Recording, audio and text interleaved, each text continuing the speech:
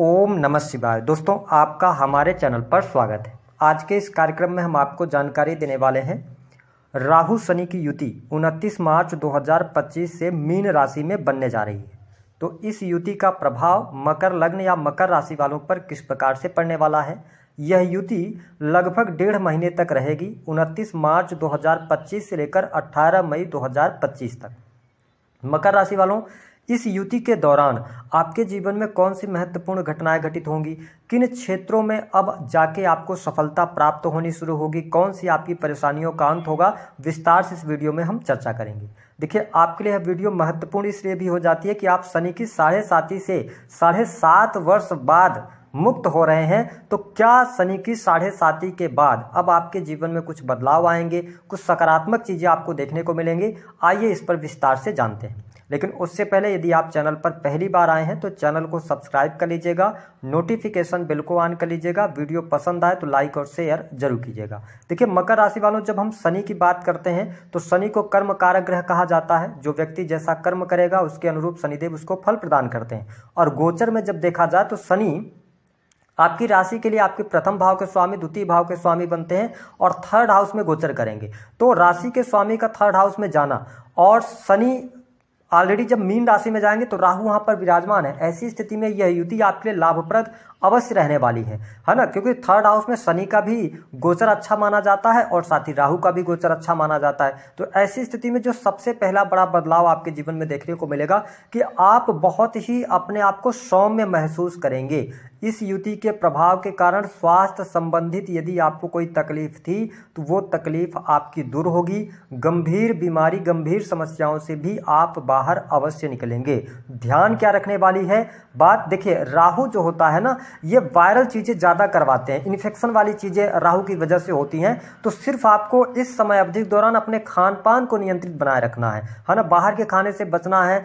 अन्यथा आपको viral fever, सर्दी जुकाम जैसी समस्याएं हो सकती हैं, लेकिन कोई बहुत बड़ा मेजर इशू आए ऐसी स्थिति दिखाई नहीं देती है। साथ ही अब आप देख पाएंगे कि आपका पारिवारिक जीवन जो है वह धीरे धीरे बहुत बढ़िया हो जाएगा। परिवार के लोगों का सपोर्ट और सहयोग भी आपके जीवन में देखने को मिलेगा।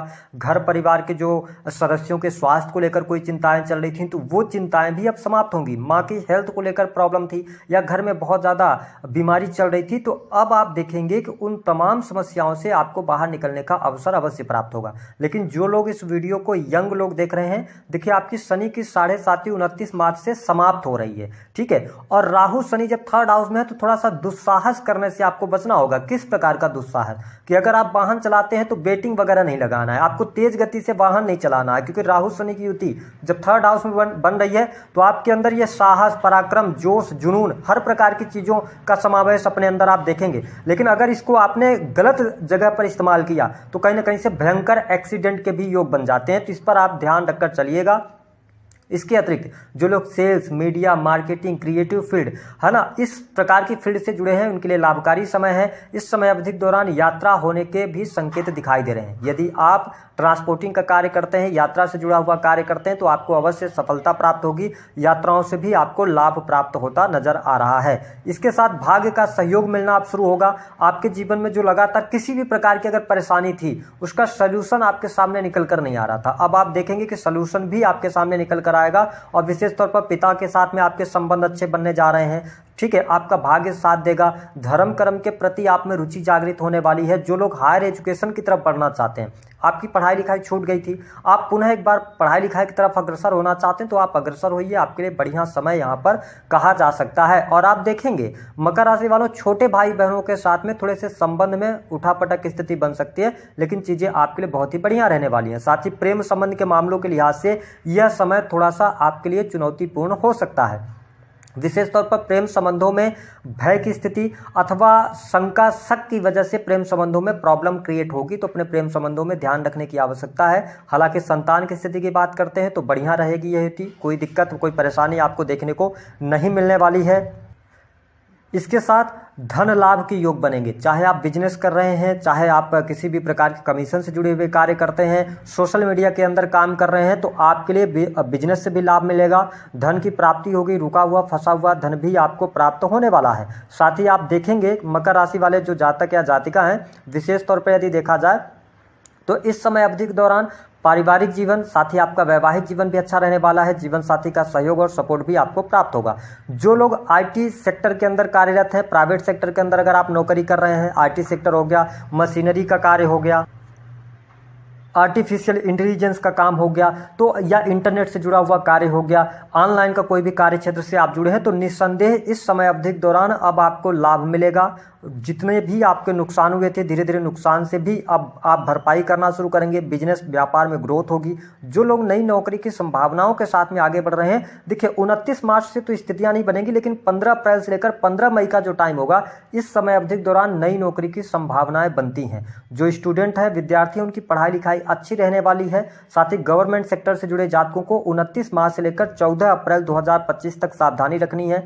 अगर आप सरकारी क्षेत्र में हैं, वहां पर प्रॉब्लम होगी, वरिष्ठ अधिकारियों का दबाव, या आप किसी बहुत बड़े पद पर हैं तो आपके पीठ पीछे कुछ न कुछ षड्यंत्र हो सकता है, तो इसको लेकर अवेयर रहें। लेकिन 15 अप्रैल से लेकर 15 मई यह वह टाइम होगा जब कार्य क्षेत्र में आपको सफलता भी प्राप्त होगी, आपका दबदबा भी बना रहेगा, स्थितियां आपके लिए बेहतर यहां पर बनी रहने वाली है। मकर राशि वालों, इस समय अवधि के दौरान खर्च में वृद्धि आपके लिए होती हुई नजर आ रही है।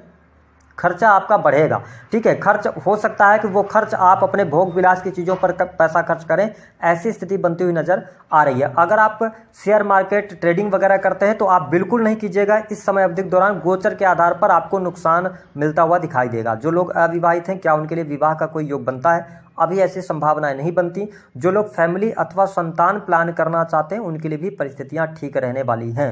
अब आइए जान लेते हैं कि किन चीज़ों पर सबसे ज़्यादा आपको ध्यान रखना।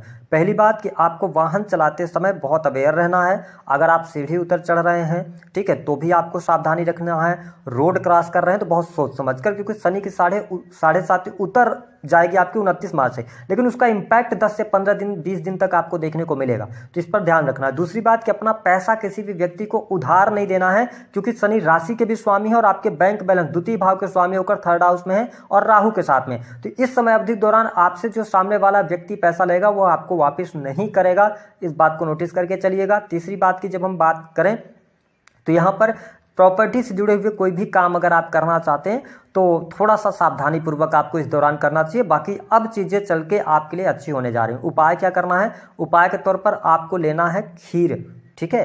अब आप खीर बना लीजिए, उसके बाद जो भी आसपास शिवलिंग हो वहाँ चले जाइए, पहले शिवलिंग का लेप कीजिए, ठीक है, इस युति के प्रभाव से बचने के लिए, और उसके बाद साफ स्वच्छ जल से उस शिवलिंग को धुल दीजिए। पहला ये उपाय है।